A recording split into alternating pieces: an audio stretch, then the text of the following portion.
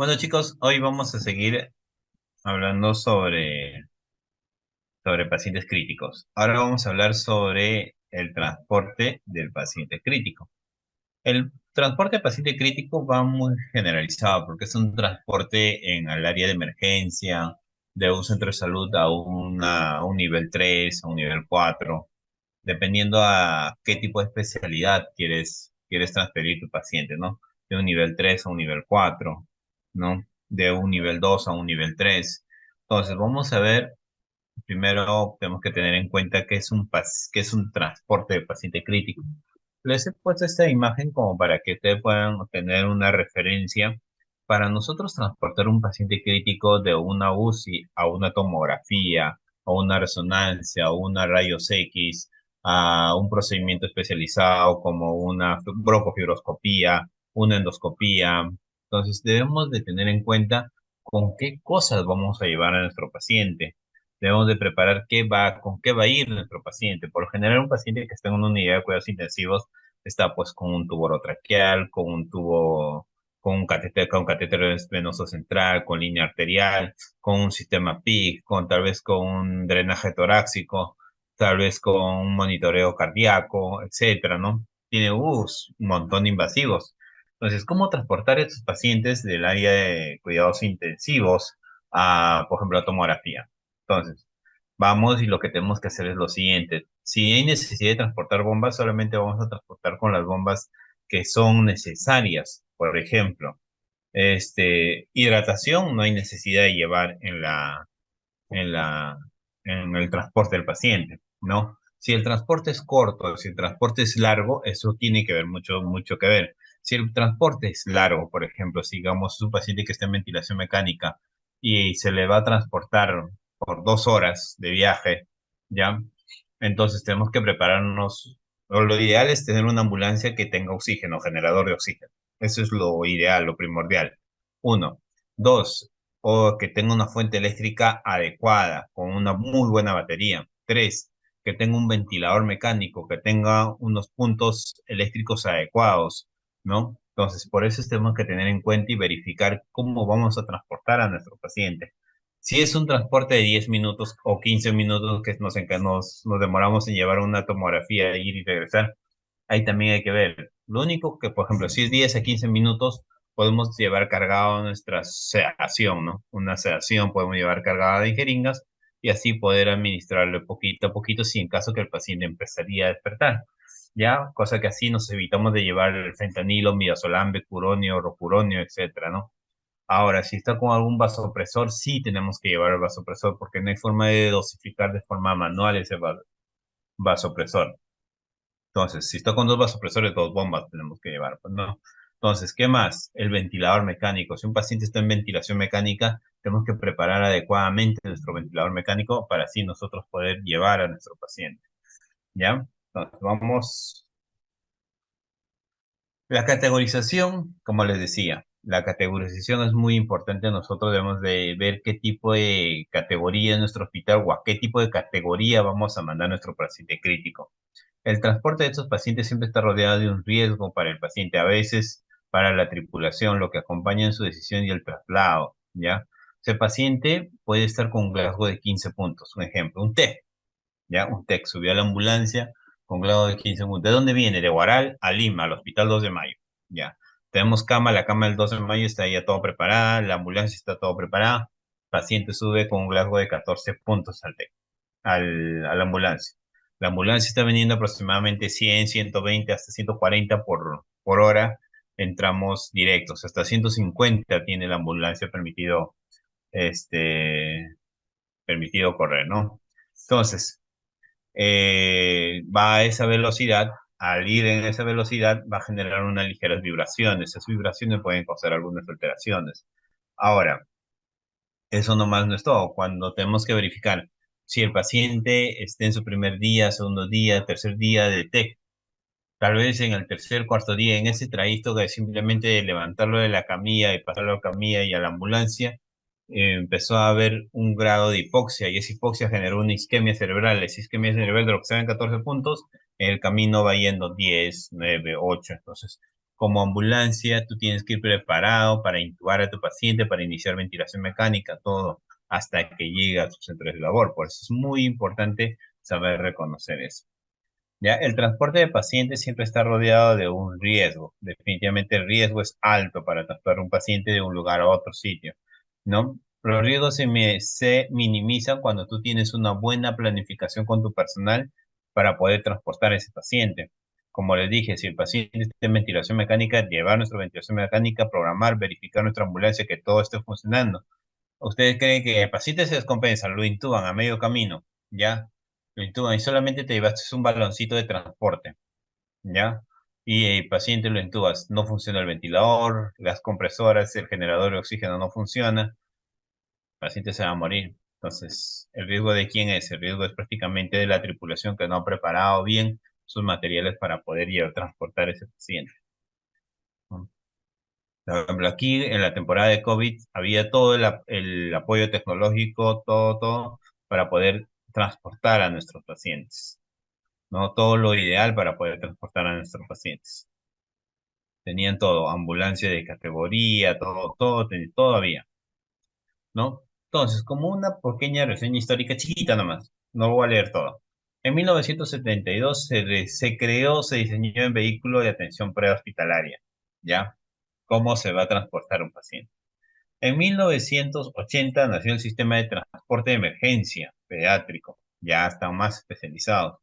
Y en 1991 se reportó un traslado de neonato conectado a un sistema de reposición extracorpórea. O sea, en el 1992 solamente hicieron un diseño de un vehículo.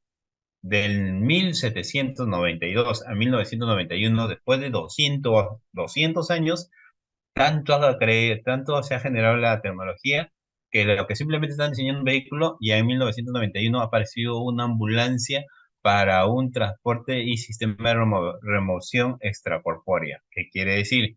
Que ese niño está viajando y a la vez se le está haciendo un tipo de hemodiálisis, algo así es la remoción extracorpórea, estaban sacando sangre de su cuerpo, estaban filtrándole por la máquina y estaban regresándolo.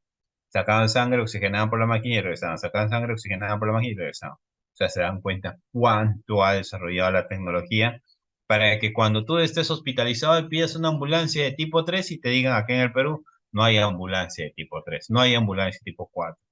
No, tú vas y pides la ambulancia, lo único que te trae es un baloncito chiquito de oxígeno, no la ambulancia.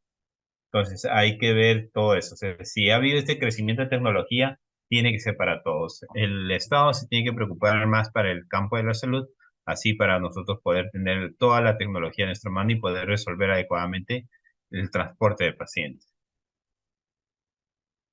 ¿no? Paciente crítico. Lo vamos a considerar paciente crítico porque hay una estabilidad neurológica, una inestabilidad respiratoria, una inestabilidad cardiovascular y metabólica. Neurológico, todos los TEC, pues, ¿no? TEC grave, accidentes de tránsito.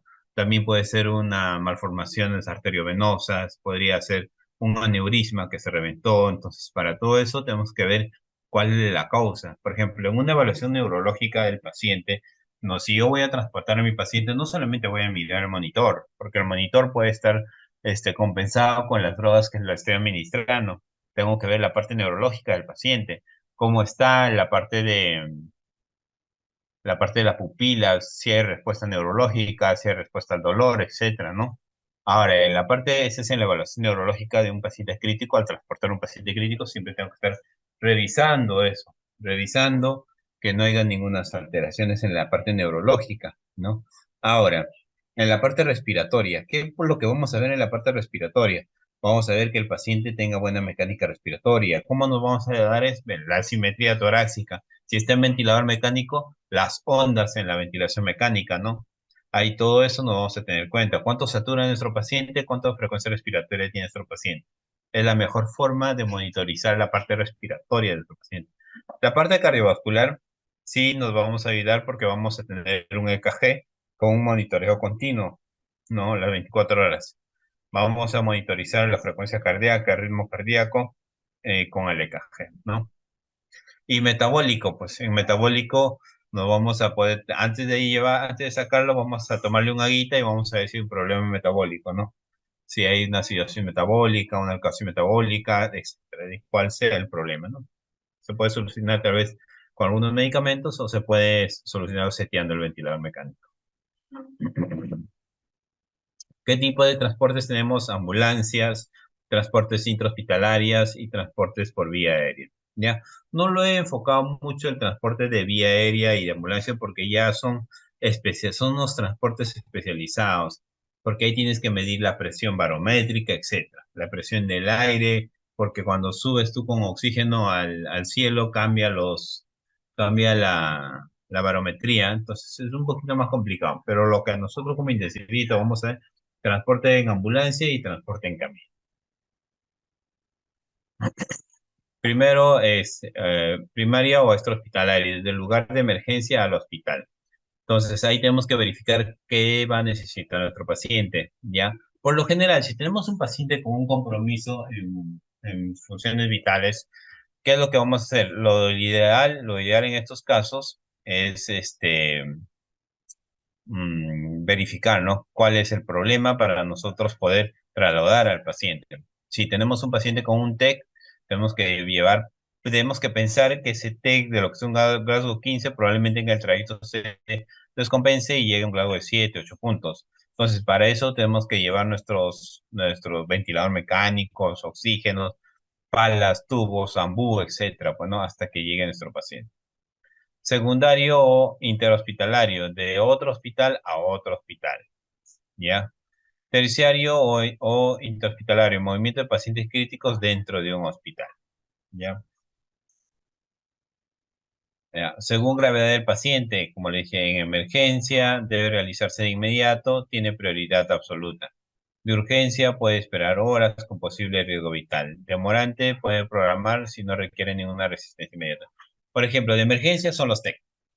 Los TEC, los deterioros neurológicos, las náuseas, los sangrados, los shock, son de emergencia, ¿ya?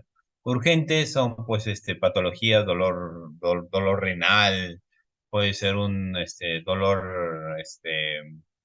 dolor por una luxación, etcétera, ¿no? Esos pueden ser urgentes que pueden esperar, ¿no? Y los demorables son, pues, que se pueden ser para una cirugía, que pueden ser para una evaluación, una reevaluación, etcétera, ¿no?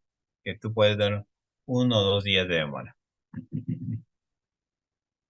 Grupo de pacientes según complejidad, pues hemodinámicamente inestable, pacientes inestables con monitorización invasiva, drenaje ventricular, ¿no? Y pues pacientes inestables más ventilación mecánica. Acá tenemos medio de transportes aéreo, terrestre y marítimo, ¿no?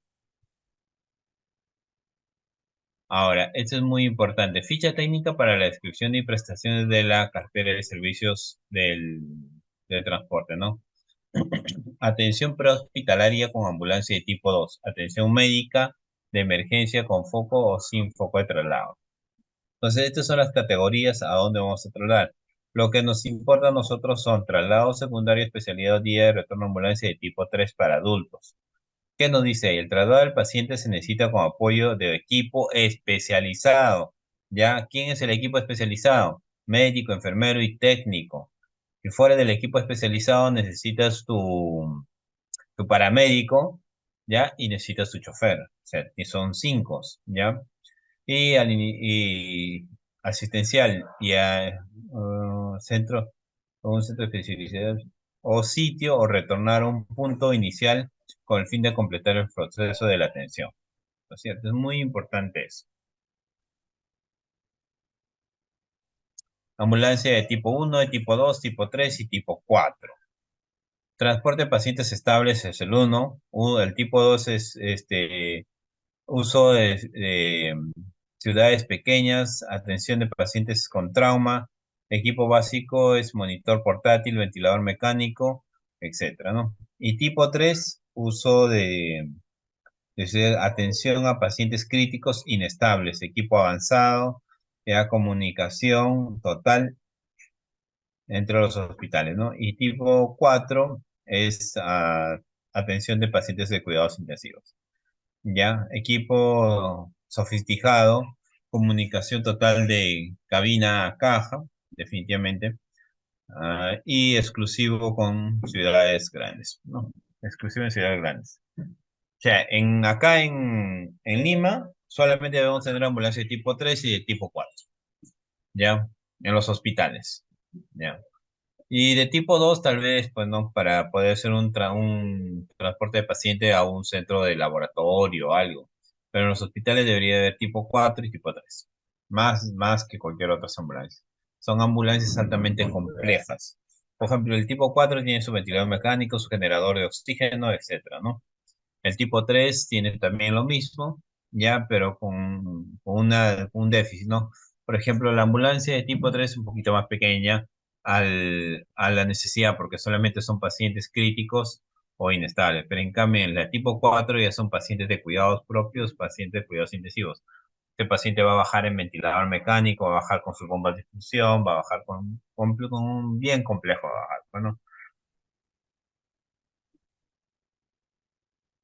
Fases de transporte, preparación, traslado y entrega. En la preparación vamos a preparar bien a nuestro paciente, vamos a ver qué tiene nuestro paciente, qué patología tiene nuestro paciente y cómo lo vamos a llevar al paciente, ¿ya? En el traslado, ¿quiénes van a llevar al paciente, no? En el traslado va quien lo lleva la enfermera, el médico y el técnico, ¿ya? En la entrega, pues, definitivamente tú tienes que recepcionar a tu paciente, como va a ser, si es extrahospitalario, vas a reportar a la enfermera y al médico que está viniendo a llevarse a tu paciente, ¿ya? Si es intrahospitalario, vas a, vas a ir solamente pues a hacer un examen, ¿no?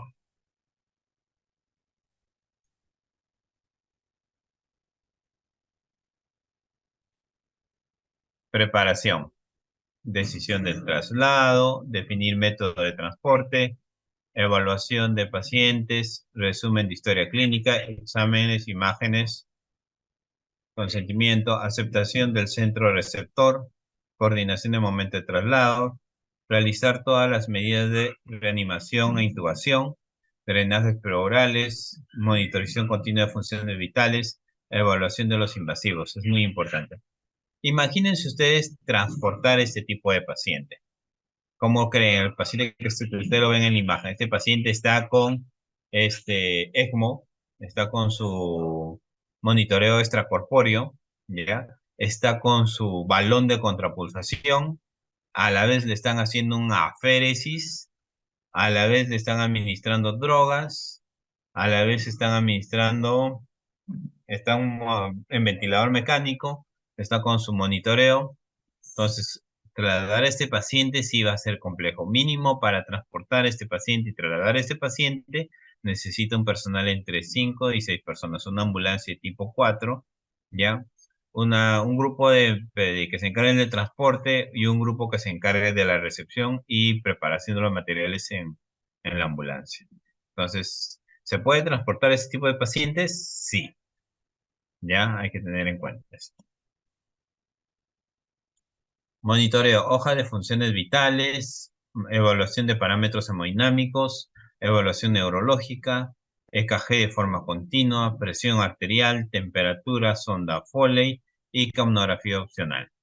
Si el transporte va a ser por horas, es muy importante una sonda Foley, ¿ya? Si el transporte va a ser solamente de unidad de cuidados intensivos hacia tomografía, puede ser un cuaderno con funciones vitales, nada más, ¿ya? O sea, un monitor con cuaderno con funciones vitales. El equipamiento debemos de llevar debemos tener desfibrilador, marcapasos, ventilador de transportes, un monitoreo de BIS, equipo de vía aérea como laringoscopio, tubos, ambús, set de cricotomía, traqueostomía percutánea, tubos pleurales, oxígeno de reserva y baterías de apoyo, en caso que va a ser un transporte largo en el paciente. ¿Cómo se debe háganse de cuenta que todo lo que está aquí en la figura, debe estar dentro de la ambulancia. Ya tienes que tener tu aspirador, tienes que tener tu succión al vacío, tienes que tener tus puntos para el ventilador mecánico, para el monitor, para todo, ¿no? Personal, Debemos de tener un equipo multidisciplinario, un médico capacitado en reanimación, una enfermera especialista en transporte y especialista en emergencias y áreas críticas, ¿ya? Un auxiliar técnico, un auxiliar paramédico y un conductor.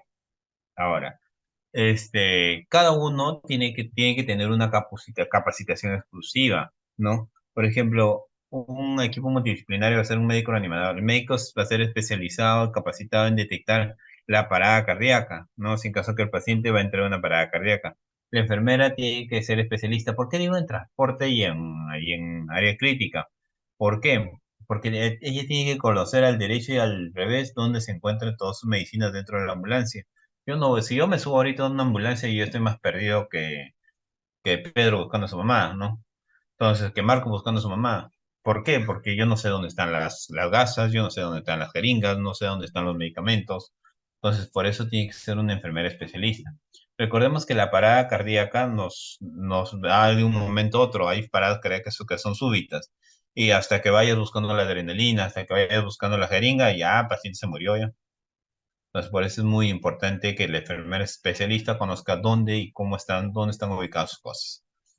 El técnico auxiliar es muy importante porque él tiene que saber cómo preparar la sonda de aspiración, tiene que prepararnos todos los materiales para nosotros poder utilizar al paciente. El auxiliar paramédico tiene que estar verificando los puntos de oxígeno, los puntos de eléctricos, todo eso para que nosotros podamos trabajar adecuadamente. Y el conductor, pues el conductor tiene que llevar la severidad, saber manejar un vehículo con un personal que está trabajando adentro, pues no solamente es voltear las curvas, tomar la turca, no, no. El conductor debe ser muy preparado muy preparado y capacitado para, para llevar a su paciente, bueno. A ver, la fisiología del transporte. Cuando un paciente, cuando el carro está acelerando, el paciente va a presentar taquicardias, hipotensiones, modificaciones en el EKG, disminución de la perfusión cerebral. Pacientes pueden entrar en un shock hipovolémico, más sensibles, ¿no? También, y cuando eso es cuando el bus está acelerando, pero cuando de un momento a otro frena seco, va a pasar todo lo contrario, va a haber un aumento de la presión arterial, va a haber un aumento de la PVC, un aumento de la PIC, va a haber una bradicardia, y esos cambios súbitos te pueden generar alteraciones, ¿no? Y ahora, el carro va a generar vibraciones. Esas vibraciones va a producir fenómenos de resonancia en órganos. Por ejemplo, si tuviéramos un tórax contuso o si tenemos un hígado agrietado, ¿no? Como un hígado fisurado o un vaso fisurado. Y esas vibraciones van a hacer que la fisura se vaya ampliando, ampliando, ampliando, ampliando más. Por eso es muy importante saber cómo vamos a transportar a nuestros pacientes. Fase del transporte intrahospitalario, ¿no? Durante el transporte intrahospitalario es muy importante saber y ofrecer los cuidados de monitorización y tratamiento de la intervención del paciente. Para ello, en las bases de necesidad individual de cada paciente se dispondrá el personal un material adecuado.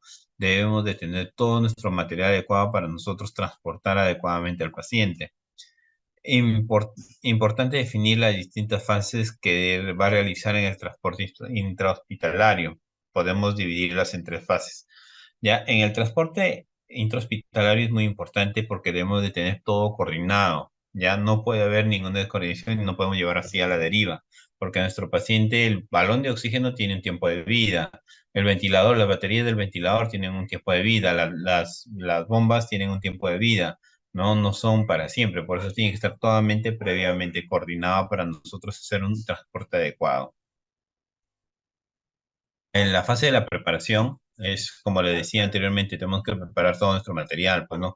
Nuestros tubos, nuestras ondas, nuestras mascarillas, todo tenemos que utilizar, lo cual vamos a determinar de dónde a dónde nosotros vamos a llevarlo, de qué sitio a qué sitio vamos a llevar, la preparación del material que vamos a utilizar, ¿no? Pues debemos de ver la comprobación de las baterías, cómo están las baterías del laringoscopio, cómo está la batería del monitor, del ventilador, si tenemos todo el equipo pero, del AMBU, ¿no? Todo eso tenemos que tener en cuenta.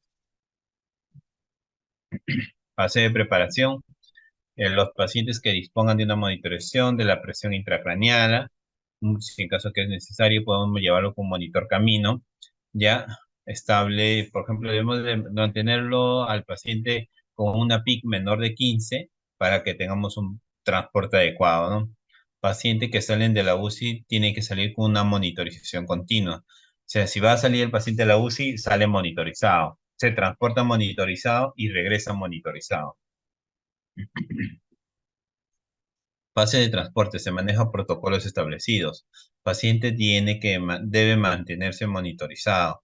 Las funciones vitales para monitorizar son presión arterial, frecuencia cardíaca, saturación de oxígeno y frecuencia respiratoria. Tener en cuenta lo siguiente, que el paciente puede complicarse en el transporte. Entonces, todo el equipo tiene que estar preparado y listo para usar todos los materiales que disponen para poder salvar la vida de ese paciente y para poder hacer que el paciente no se vaya deteriorando progresivamente. ¿Mm?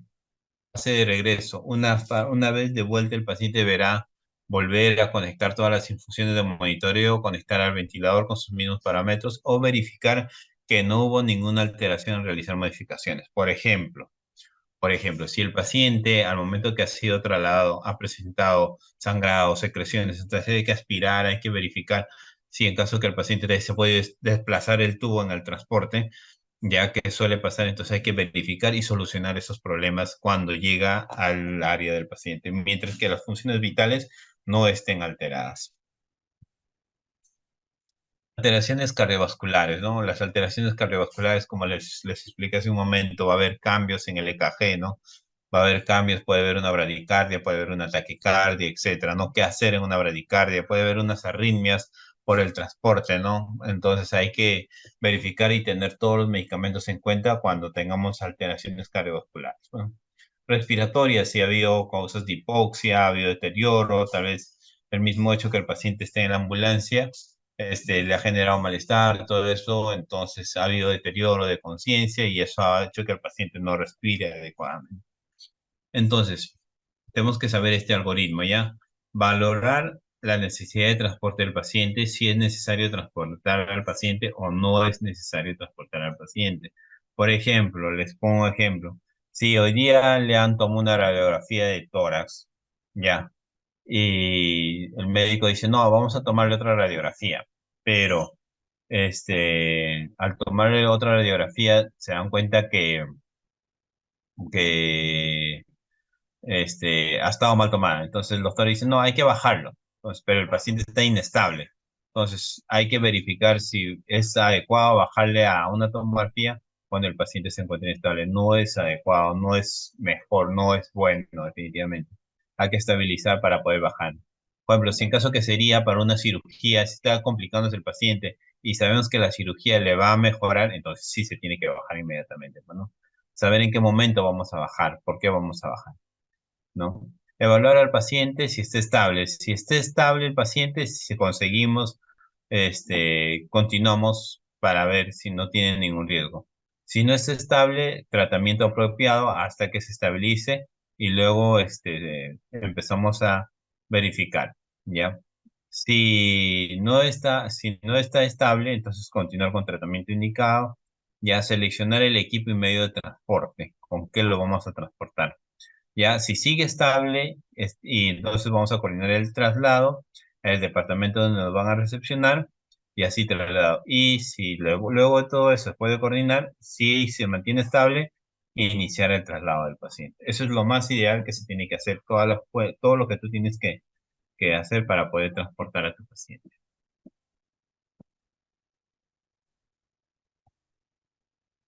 En un estudio de 36 pacientes Brahman y sus colaboradores durante el transporte con ventilación mecánica dijeron que los primeros 20 pacientes recibieron ventilación manual y 16 ventilador portátil. Los pacientes que han recibido ventilación manual presentaron cambios clínicamente significativos en su estado basal y 10 pacientes con hiperventilación con alcalosis, hipercapnia, ¿ya? Y 4 hipotensión en 5 pacientes. El grupo de ventilación mecánica de 7 tuvieron. Ah, ya, perdón. En los 20 pacientes que han recibido ventilación manual, 15 presentaron cambios significativamente en su estado basal. hiperventilación, alcalosis, hipercapnia, son porque con el momento que tú has estado ventilando no has podido regular si estaba adecuadamente todo eso. En cambio, el que ha recibido ventilación mecánica dice que tuvieron 7 complicaciones. De los 16, 7 complicaciones significativas. 6 con cambios en su gasometría, 2 con hipotensión, uno con acidez respiratoria y otro con alcalosis y con aritmia. Entonces, hay que verificar, pero lo más ideal es transportarlo con un ventilador mecánico. El estudio demuestra que la ventilación mecánica son transportados mediante ventilación manual. Los cambios de gasometría frecuentemente, a pesar de que han realizado por un personal profesional entrenado. La hiperventilación causada en los dos apoyos ventilatorios pueden producir un atrapamiento aéreo, hiperinsuflación pulmonar y un aumento de la presión intratorácica, causando una disminución de retorno venoso al corazón, lo cual provoca hipotensión sistémica. Alcalosis, sabemos que es un aumento de la irritabilidad cardíaca, predispone a la alteración del ritmo cardíaco. La acidosis tiene como efecto depresor miocárdico que puede ser arritmogénico, por lo que una correcta monitorización del volumen tidal, minuto y el CO2 expiratorio puede evitar la aparición de estas complicaciones. Entonces se recomienda que si tenemos un ventilador, no hacer transportar al paciente con un ventilador mecánico. Bueno, porque la ventilación manual da alteraciones.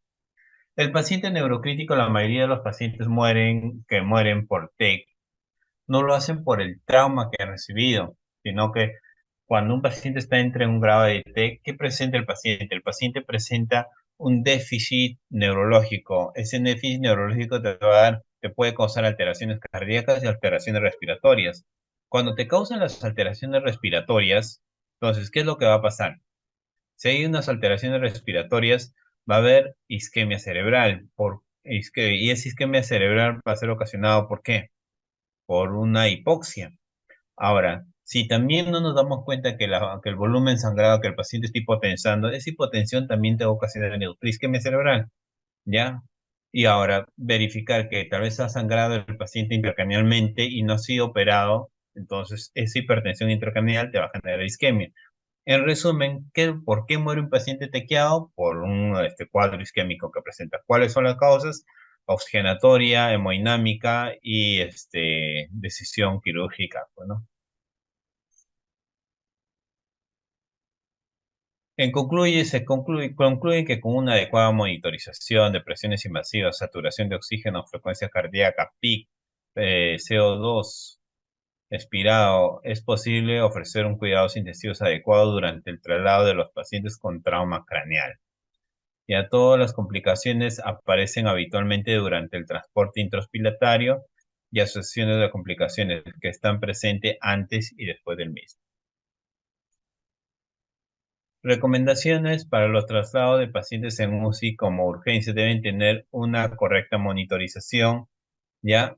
Y las alteraciones fisiológicas deben ser corregidas previamente al traslado, siendo así especialmente importantes antes de trasladar a tu paciente. No es trasladar por trasladar al paciente. Hay que verificar que nuestro paciente esté adecuadamente estable para poder nosotros trasladar a nuestro paciente.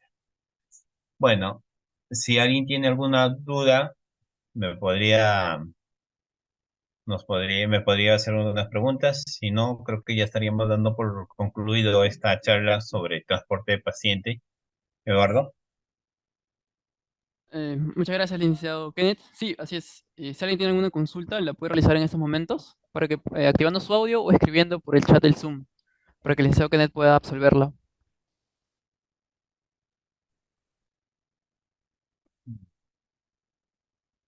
Creo que ha quedado un poquito claro el traslado de paciente, por eso no hay preguntas, creo. Sí, sí, creo que licenciado Kenneth, no sé si desea tener alguna apreciación final, algún mensaje final. Bueno, cuando nosotros hagamos un transporte de un paciente crítico, siempre estar teniendo una buena coordinación, tanto que sea el médico y el enfermero, ¿ya? Siempre tenerlo todo coordinado en el transporte del paciente crítico. Si tú tienes todo coordinado, tenlo por seguro que tu traslado de paciente crítico va a ser de forma exitosa. No vas a presentar ninguna alteración, el paciente no se te va a descompensar, ¿ya? Preparar todo tu material. Si es una tomografía, todos los materiales para la tomografía. Si es para una endoscopía, todos los materiales para una endoscopía. historia clínica, todo eso. A veces mire, el simple hecho de que ya preparas todo tu material y te olvidaste de la historia clínica, no te quieren atender. Y entonces eso genera demora en el paciente. Al generar esa demora, se acaba el oxígeno, etcétera. Pueden pasar muchas cosas. Por eso tienes que preparar bien tus materiales para poder hacer un adecuado transporte del paciente. Perfecto, licenciado Kenneth. Muchas gracias por la ponencia el día de hoy. Tenemos una pregunta de la licenciada Wilma Pasa. Dice, ¿con cuántos ml de noradrenalina se debe realizar traslado intrahospitalario para un estudio tomográfico? Gracias. Ya, cuando nosotros tenemos un paciente que está con noradrenalina en infusión, tenemos que tener bastante cuidado. Si tenemos noradrenalina en infusión, tenemos que tener una línea arterial. Para el traslado sería muy importante e ideal una línea arterial. ¿Cuánto puedes utilizar noradrenalina? Dependiendo, ¿no? Dependiendo por qué te vas a guiar a cuánto tiene tu presión arterial. Ahora, si es un paciente neurológico, la presión arterial va a variar, pero si es un paciente metabólico, séptico o pulmonar o otro problema, entonces las medias que tú vas a querer manejar es entre 65 y 70, ¿no? Pero si es un paciente neurológico, las medias que vas a querer manejar es de 90 a 110. Entonces, al nosotros tener esa diferencia, tenemos que tener una línea arterial. Y sí podemos utilizar, por lo general en el transporte, puedes tú transportar yo he tenido la oportunidad de transportar noradrenalina hasta 25 cc hora, mientras que la hemodinámica del paciente se mantenga adecuada. Si tú ves que como ya estás en 25 y ves que no estás cubriendo la presión arterial media, está empezando a chocar más el paciente, simplemente detienes tu transporte y te regresas a tu servicio. No hay la necesidad. Si ves que ya hay una descompensación al transportar a tu paciente, entonces regresas inmediatamente a tu servicio. No hay la necesidad, no estás obligada a que vayas y te vayas y termines el examen. ¿Por qué? Porque lo que tú quieres hacer es mejorar la vida del paciente, no empeorar la vida del paciente.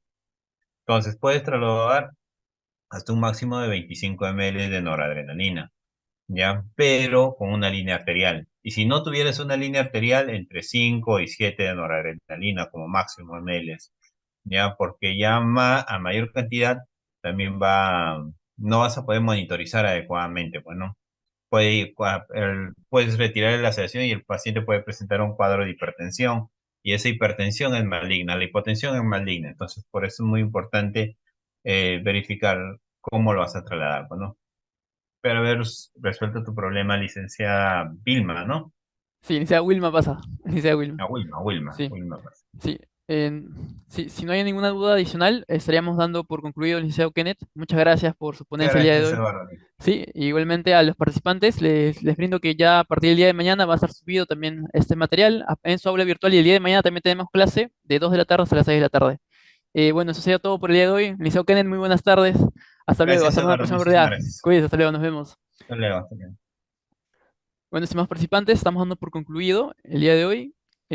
Igualmente, a los que no han podido registrarse, nuevamente voy a brindar el link del Zoom para